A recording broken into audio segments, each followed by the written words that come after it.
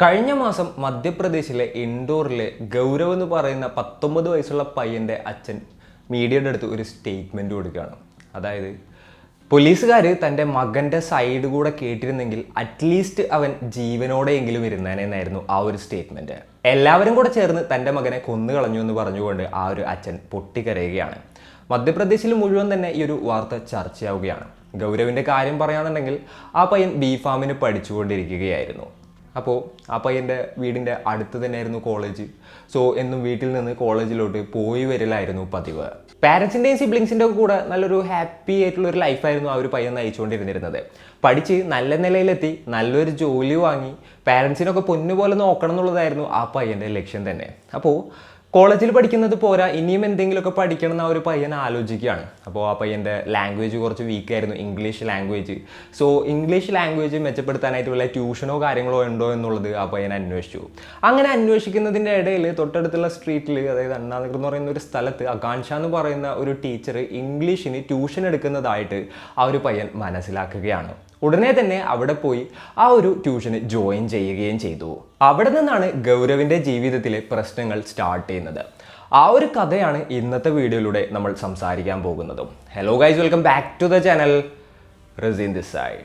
ഗൗരവ് ചിന്തിച്ചത് താൻ സ്കൂളിൽ പഠിച്ചു, ഇപ്പോൾ കോളേജിൽ പഠിക്കുകയാണ്, എന്നാലും തൻ്റെ ലാംഗ്വേജ് ഒന്നും സെറ്റല്ല, അതുകൊണ്ട് ഇംഗ്ലീഷിന് ട്യൂഷന് പോകാനായിരുന്നു. അങ്ങനെയാണ് ആകാംക്ഷ എന്ന് പറയുന്ന ഒരു ടീച്ചറുടെ അടുത്ത് പോയിട്ട് ട്യൂഷന് ജോയിൻ ചെയ്തത്. ഇവരുടെ രണ്ടുപേരുടെയും കാര്യം നോക്കുകയാണെന്നുണ്ടെങ്കിൽ ഇവർ രണ്ടുപേരും തമ്മിൽ വലിയ ഏജ് ഡിഫറൻസ് ഒന്നും ഉണ്ടായിരുന്നില്ല. അതുകൊണ്ട് തന്നെ ഇവർക്കിടയിൽ വേറൊരു തരത്തിലൊരു ബോണ്ട് ഉണ്ടാവുകയാണ്. പിന്നീട് ഇവർക്കിടയിൽ നല്ലൊരു ഫ്രണ്ട്ഷിപ്പ് ഉണ്ടാവുകയാണ്. പതിയെ പതിയെ ആ ഒരു ഫ്രണ്ട്ഷിപ്പ് ഒരു റിലേഷൻഷിപ്പായിട്ട് മാറുകയാണ്.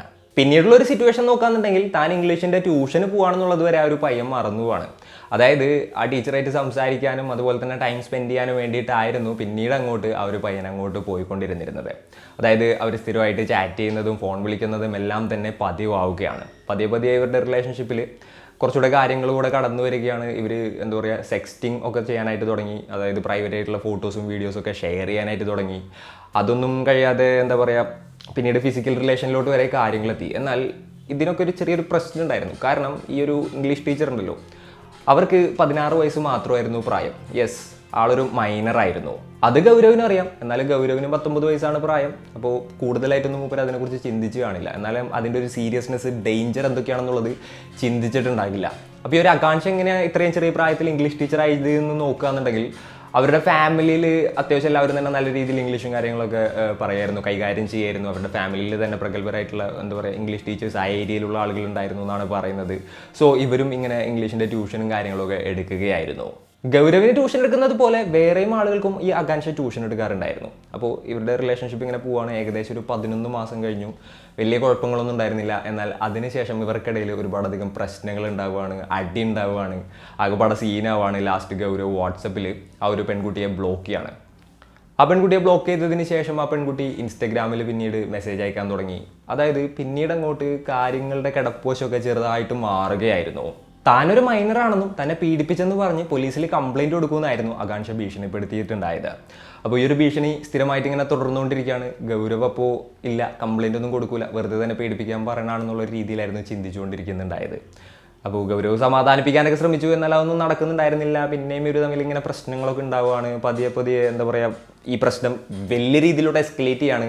ആ ഒരു ടൈമിൽ ആകാംക്ഷ ഒരു ഗൗരവിൻ്റെ അടുത്ത് പറഞ്ഞെന്താണെന്ന് വെച്ച് കഴിഞ്ഞിട്ടുണ്ടെങ്കിൽ, ഓക്കെ, ഞാനിങ്ങനെയുള്ള ഫേക്ക് കംപ്ലയിൻറ്റ് കാര്യങ്ങളൊന്നും കൊടുക്കില്ല, പക്ഷേ അതിന് പകരമായിട്ട് നീ എനിക്കൊരു 3 ലക്ഷം രൂപ തരണം.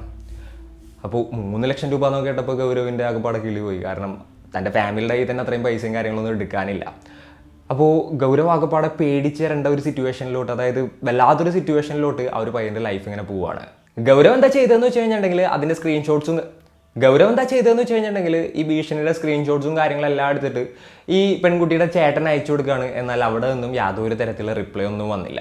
അപ്പോൾ എന്ത് ചെയ്യുന്നറിയാതെ ലാസ്റ്റ് ഗൗരവ് വിചാരിച്ചു തൻ്റെ ചേച്ചിയുടെ അടുത്ത് കാര്യം പറയാമെന്ന്. അങ്ങനെ ഗൗരവ് തൻ്റെ ചേച്ചിനെ, ഓഫീസിലുള്ള തൻ്റെ ചേച്ചിനെ വിളിച്ചു. എന്നിട്ട് കാര്യങ്ങളെല്ലാം തന്നെ പറഞ്ഞു, ഇങ്ങനെയൊക്കെ സംഭവിച്ചിട്ടുണ്ട്, ഇങ്ങനെയൊക്കെയാണ്.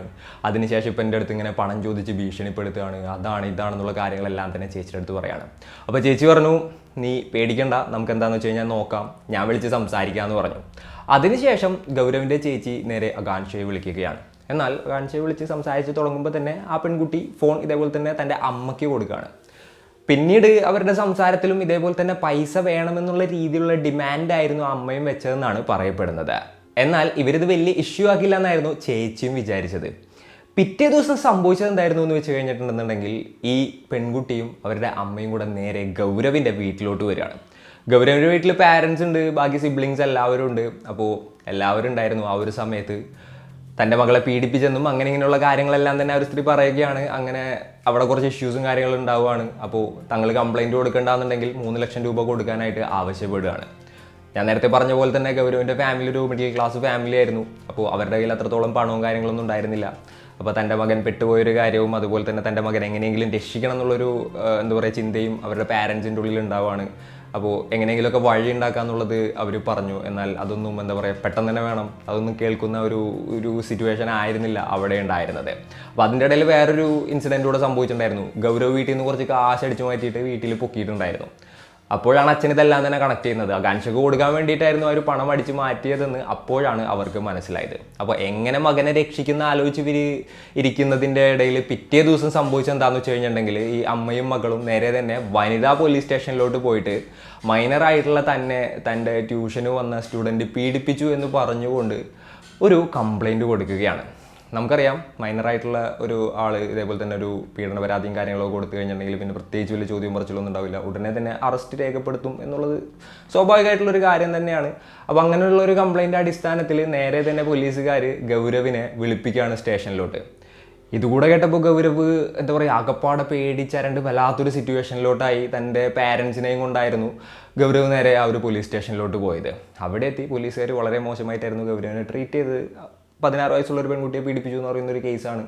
അപ്പോൾ അങ്ങനെ തന്നെ ആയിരിക്കും. അപ്പോൾ പാരൻസൊക്കെ അവിടെ ഉണ്ടായിരുന്നു. അവർ പറയുന്നുണ്ട് അവൻ്റെ ഭാഗം ഒന്ന് കേൾക്ക്, ഞങ്ങൾ പറയുന്നൊന്ന് കേൾക്ക്. എന്താണെന്ന് വെച്ച് കഴിഞ്ഞിട്ടുണ്ടെങ്കിൽ നമുക്ക് ഈ ഒരു കേസ് എങ്ങനെയെങ്കിലും സോൾവ് ചെയ്യണം, അങ്ങനെ ഇങ്ങനെയുള്ള ഒരുപാടധികം സംസാരങ്ങൾ അതിൻ്റെ ഇടയിൽ ഉണ്ടാവുകയാണ്. അപ്പോൾ ഇവർ ആരോപിക്കുന്ന ഒരു കാര്യം എന്താണെന്ന് വെച്ച് കഴിഞ്ഞിട്ടുണ്ടെങ്കിൽ ആ ഒരു പോലീസ് സ്റ്റേഷനിലത്തെ ഓഫീസർ പറഞ്ഞത് ഒരു 45,000 രൂപ തന്നു കഴിഞ്ഞിട്ടുണ്ടെങ്കിൽ കോംപ്രമൈസ് സ്റ്റോക്കിന് ഞങ്ങൾ ശ്രമിക്കുക എന്നുള്ളതായിരുന്നു.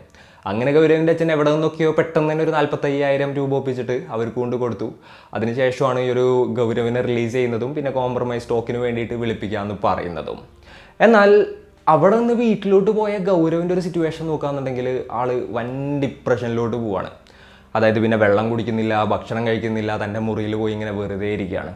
ബാക്കി ഫാമിലി മെമ്പേഴ്സിൻ്റെ കാര്യം നോക്കുകയാണെന്നുണ്ടെങ്കിലും അവരും ആകെപ്പാടെ ഒരു ഷോക്കിലായിരുന്നു. എന്തൊക്കെയാണ് സംഭവിച്ചത്, തങ്ങളുടെ മകൻ എന്തൊക്കെയാണ് ചെയ്തത്, ലൈഫൊക്കെ എവിടെ വരെ എത്തി എന്നൊക്കെ ആലോചിച്ച് അവരും എന്താ പറയുക അവരവരുടേതായിട്ടുള്ള ഒരു മൂക സിറ്റുവേഷനിലായിരുന്നു ഉണ്ടായിരുന്നത്. ചുരുക്കം പറഞ്ഞു കഴിഞ്ഞിട്ടുണ്ടെങ്കിൽ ഗൗരവിൻ്റെ ഫാമിലിയും ആകെ ശോകം സിറ്റുവേഷനിലായിരുന്നു. അങ്ങനെ ഡിന്നറൊക്കെ കഴിഞ്ഞ് എല്ലാവരും ഉറങ്ങാനായിട്ട് പോയി. ഗൗരവിൻ്റെ മുറിയിൽ തന്നെ ആയിരുന്നു. അപ്പോൾ അന്നത്തെ ദിവസം കഴിഞ്ഞു. പിറ്റേന്ന് ഓഗസ്റ്റ് 7, 2024. എന്നത്തെയും പോലെ ഗൗരവിൻ്റെ ചേച്ചി എഴുന്നേറ്റിട്ട് തൻ്റെ അനിയനെ എഴുന്നേൽപ്പിക്കാനായിട്ട് പോവാണ്. അതായിരുന്നു അവരുടെ ഒരു പതിവ്. അപ്പോൾ ഡോറ് അകത്തുനിന്ന് ലോക്ക് ചെയ്തിട്ടുണ്ടായിരുന്നു. തട്ടിയിട്ടും ഒന്നും എഴുന്നേൽക്കുന്നുമില്ല, യാതൊരു റെസ്പോൺസും ഇല്ല. അപ്പോൾ അവരങ്ങനെ പേടിച്ച് ജനലിലൂടെ നോക്കുമ്പോൾ റൂമിലെ ഫാനിൽ തൂങ്ങി നിൽക്കുന്ന ഗൗരവിനെയായിരുന്നു അവർ കണ്ടത്. ഉടനെ തന്നെ അവർ ഒച്ച വെക്കുകയാണ്. അപ്പോൾ പാരൻസ് എല്ലാവരും ഓടി വന്നു. അതിനുശേഷം അവർ ആ ഒരു ഡോറ് പൊളിച്ച് ഗൗരവിനെ എടുത്തുകൊണ്ട് നേരെ ഹോസ്പിറ്റലിലോട്ട് ഓടുകയാണ്. എന്നാൽ ഹോസ്പിറ്റലിൽ എത്തിയപ്പോൾ ഡോക്ടേഴ്സ് പറഞ്ഞൊരു കാര്യം ഓൾറെഡി ഈ ഒരു പയ്യൻ മരിച്ചു പോയെന്നുള്ളതാണ്. അത് അവർക്കും അറിയായിരുന്നു. എന്നാലും എന്തെങ്കിലും ഒരു ഇതുണ്ടോ എന്നറിയുന്നതിന് വേണ്ടിയിട്ട് തന്നെയായിരുന്നു അവർ ഉടനെ തന്നെ ഹോസ്പിറ്റലിലോട്ട് എത്തിച്ചതും. പിന്നീട് ബോഡി ഓട്ടോപ്സിക്ക് വിടുകയാണ്. ഈ ഒരു സെയിം പോലീസ് സ്റ്റേഷനിൽ തന്നെയായിരുന്നു ഈ ഒരു കേസും ഉണ്ടായിരുന്നത്. അപ്പോൾ ആ ഒരു സിറ്റുവേഷനിലാണ് ഗൗരവിൻ്റെ അച്ഛൻ മീഡിയയുടെ അടുത്ത് പറഞ്ഞത് പോലീസുകാർ അറ്റ്ലീസ്റ്റ് തൻ്റെ മകൻ്റെ സൈഡൊന്ന് കേൾക്കെങ്കിലും ചെയ്തിരുന്നെങ്കിൽ അവൻ ജീവനോടെയെങ്കിലും ഇരുന്നാനെ. ഇപ്പോൾ എല്ലാവരും കൂടെ തൻ്റെ മകനെ കൊന്നു കളഞ്ഞു എന്ന് പറയുന്നൊരു സ്റ്റേറ്റ്മെൻറ്റ് ആ ഒരു അച്ഛൻ പറയുന്നതും പിന്നീട് ബാക്കിയുള്ള എല്ലാവരും അറിയുന്നതും പിന്നെ ഈ ഒരു കേസ് വലിയ ഒരു ചർച്ചാ വിഷയമാകുന്നതും. എന്തൊക്കെയാണെന്നുണ്ടെങ്കിലും ഈ കേസും കാര്യങ്ങളൊക്കെ നടന്നുകൊണ്ടിരിക്കുകയാണ്. ഇനി ഇതിൽ എന്തൊക്കെ ഡെവലപ്മെന്റ് ഉണ്ടാവും എന്നുള്ളത് കണ്ടറിയണം. നമുക്കറിയാം 18 വയസ്സിന് താഴെയുള്ള കുട്ടികളുമായിട്ട് ഇത്തരത്തിലുള്ള റിലേഷനും കാര്യങ്ങളൊക്കെ ഉണ്ടെന്നുണ്ടെങ്കിൽ അത് തെറ്റാണ്. ഗൗരവിൻ്റെ ഭാഗത്ത് ഇവിടെ നമ്മൾ നോക്കുകയാണെന്നുണ്ടെങ്കിൽ തെറ്റുണ്ടെന്നുള്ളതിൽ യാതൊരു തർക്കവും ഇല്ല. പക്ഷേ ഈ ഒരു കേസിൽ നോക്കുകയാണെന്നുണ്ടെങ്കിൽ ആ പയ്യൻ്റെ ജീവൻ തന്നെ നഷ്ടപ്പെട്ടു പോവുകയാണ്. ഈ ആകാംക്ഷ എന്ന് പറയുന്ന പെൺകുട്ടി ഏകദേശം 16 വയസ്സ് പ്രായമുള്ളൂ എന്ന് പറയുന്നുണ്ടെന്നുണ്ടെങ്കിലും വളരെ പ്ലാൻ ചെയ്ത് തൻ്റെ അമ്മയൊക്കെ കൂട്ടി ഏകദേശം 3 ലക്ഷം രൂപ ഒക്കെ ആവശ്യപ്പെട്ട് അങ്ങനെ വലിയ രീതിയിലുള്ള ഇഷ്യൂസും കാര്യങ്ങളൊക്കെ ഉണ്ടാക്കിയിട്ടുണ്ട്. അതും നമ്മൾ ചിന്തിക്കേണ്ട ഒരു കാര്യമാണ്. അപ്പോൾ ഇവർ തമ്മിൽ അടി ഉണ്ടാകാനുണ്ടായിരുന്ന ഒരു കാരണത്തെക്കുറിച്ച് ഇങ്ങനെ അന്വേഷിച്ചപ്പോൾ മനസ്സിലാക്കാനായിട്ട് സാധിച്ചത് എന്തായിരുന്നു എന്ന് വെച്ച് കഴിഞ്ഞിട്ടുണ്ടെങ്കിൽ ഈ പെൺകുട്ടി ഭയങ്കര പോസസീവായിരുന്നു. ഗൗരവിൻ്റെ അമ്മനായിട്ട് മര്യാദയ്ക്ക് സംസാരിക്കാൻ പാടില്ല, ചേച്ചിനായിട്ട് സംസാരിക്കാൻ പാടില്ല, അതേപോലെ തന്നെ എന്താ പറയുക ഫ്രണ്ട്സിനായിട്ട് സംസാരിക്കാൻ പാടില്ല, ഫ്രണ്ട്സ് പാടില്ല, എപ്പോഴും തൻ്റെ അടുത്ത് വേണം, തന്നായിട്ട് മാത്രം സംസാരിക്കണം, ഫാമിലിനെയും അതുപോലെ തന്നെ ബാക്കിയുള്ളവർ ഒഴിവാക്കി തൻ്റെ കൂടെ ജീവിക്കണം, അങ്ങനെയുള്ള ഒരുപാടധികം കാര്യങ്ങൾ ഈ പെൺകുട്ടി പറയാണ്. അതിന് പറ്റില്ല എന്നുള്ളത് ഗൗരവ് പറഞ്ഞു. അങ്ങനെ അവർക്കിടയിൽ അടി ഉണ്ടായി. ആ അടിയാകപ്പാടെ ഇഷ്യൂ ആയി. അങ്ങനെ ലാസ്റ്റ് പറ്റാതായപ്പോൾ ഗൗരവ് വാട്സാപ്പിൽ ബ്ലോക്ക് ചെയ്യാണ്. അപ്പോൾ അതിനുശേഷമാണ് ഇത്തരത്തിലുള്ള ഭീഷണിയും കാര്യങ്ങളും എല്ലാം തന്നെ തുടങ്ങുന്നതും പിന്നീട് ഈ ഒരു ഗൗരവിന് ജീവൻ തന്നെ നഷ്ടപ്പെടുന്ന സിറ്റുവേഷനിലോട്ട് കാര്യങ്ങൾ എത്തുന്നതും. അപ്പോൾ ഇതാണ് ഗൗരവിൻ്റെ ജീവിതത്തിൽ സംഭവിച്ചത്. ഈ ഒരു വീഡിയോയിൽ ഇത്രയൊക്കെയാണ് പറയാനുള്ളത്. ഈ ഒരു സ്റ്റോറി കേട്ടപ്പോൾ നിങ്ങൾക്ക് എന്താണ് തോന്നുന്നത്? നിങ്ങളുടെ തോട്ട്സും മറ്റും എന്തൊക്കെയാണെന്നുണ്ടെങ്കിലും താഴെ കമൻറ്റിലായിട്ട് രേഖപ്പെടുത്താനായിട്ട് ശ്രമിക്കുമല്ലോ. അപ്പോൾ ഇന്നത്തെ വീഡിയോയിൽ ഇത്രയൊക്കെയാണ് പറയാനുള്ളത്. And it's me Radeen signing off. Peace. Stay peaceful guys, stay safe.